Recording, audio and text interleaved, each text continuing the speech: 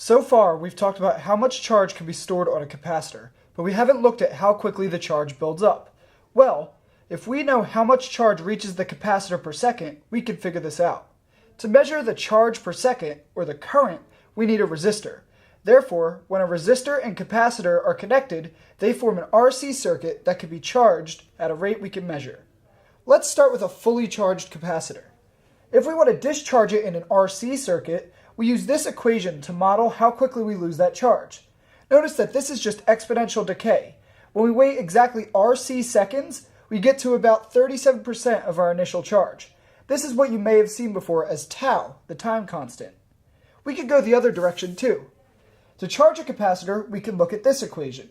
This is really just an exponential decay flipped upside down. After a very long time when the capacitor is fully charged, we expect that the potential across the capacitor is going to be the same as the potential across the battery. Therefore, our total charge at the end must equal the voltage times the capacitance.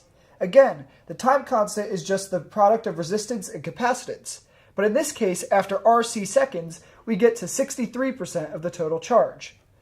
What about more complicated systems? If you have this circuit, you'll need to figure out the RCs of each branch to figure out how quickly they charge and discharge. Also notice that because we have a charge equation with respect to time, we could also model the energy stored over time. Even more complicated, we could take the derivative of that to get the power.